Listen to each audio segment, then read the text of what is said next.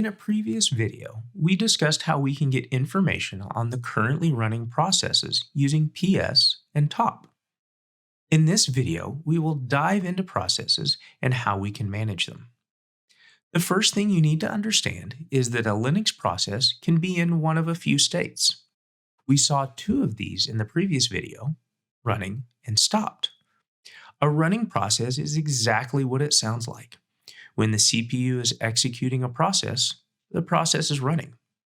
We stopped a process from running using Control Z. Internally, Linux sent a special stop signal to the process. The process entered the stopped state, and the CPU stopped executing it. The only thing we can do with the process is send it a signal to move it to a running state or to terminate it. The other two states in which a Linux process can be are the sleeping and zombie states. A process sleeps when it is waiting on a resource. For example, if a process needs to read a file from the file system, it will sleep until it gets the data.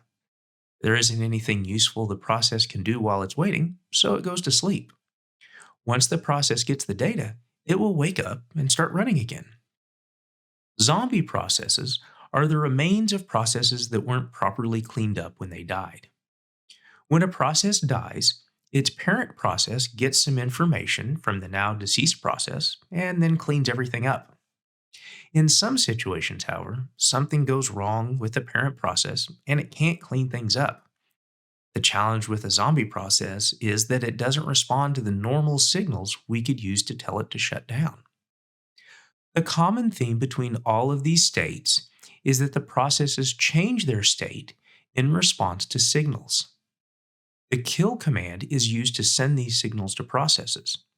Despite the name, it can send all sorts of signals to processes. Let's look at the man page to learn more. The description lists a number of the signals we can send using kill, including kill, stop, continue, and hup. We can specify the signal to send using -s and the signal, or just dash and the signal. We can use -l to see a full list of signals we can use.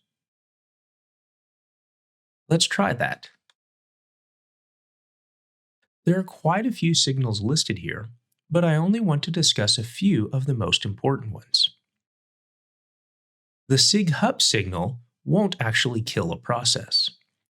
HUP stands for hang up and was originally used to indicate a connection was lost when using a modem to communicate. Its modern usage is to signal to a process that it should reread its configuration. Think of it as resetting a process without having to actually restart it. This is especially important for processes such as a busy web server. You want to update its running configuration without shutting it down.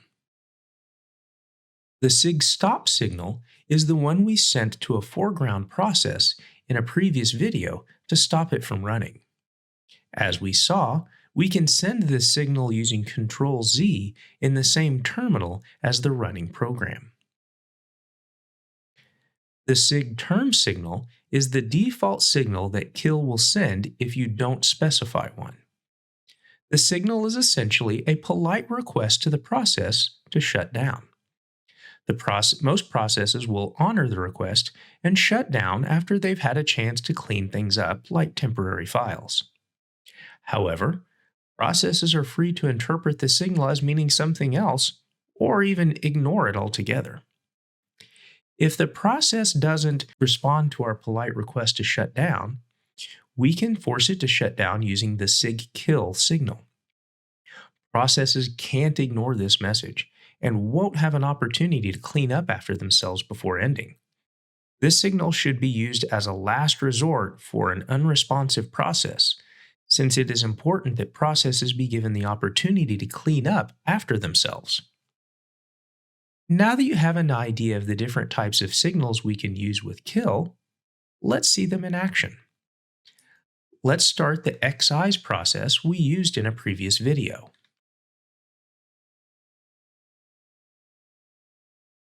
If we want to send it a signal, we need to know its process ID, or PID.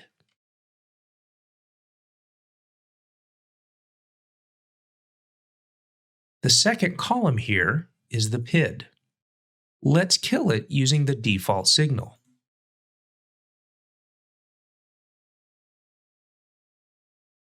Notice that the process terminated. Let's restart the process and assume that we can't kill it using the default signals.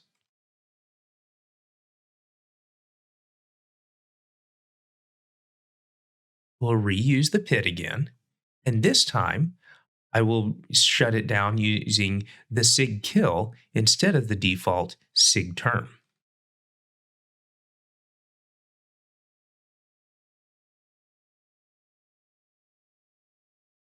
It terminated the process just like the previous example. From our point of view, we really can't see a difference between the two kill options. However, if it were a more complicated process, killing it with the sigkill or -9 could have left open files or temporary files hiding on the file system. If we don't want to go to the work of finding the process's PID, we can use the pkill command. The pkill command lets us use the process's name or some other criteria to find the process instead of the PID. However, note that it will kill all the processes that match the given criteria. For example, if we have two excise processes running, pkill would kill both of them.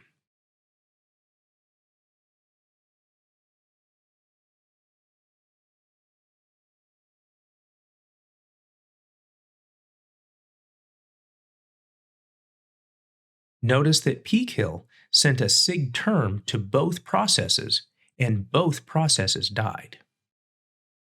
If you only want a specific process with a name to be killed, don't use pkill. If it doesn't matter, then pkill could be easier to use. There is one more command I want to quickly mention. The sleep command pauses execution in the shell for the specified amount of time.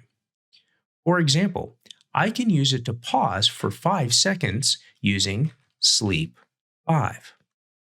1, 2, 3, 4, 5.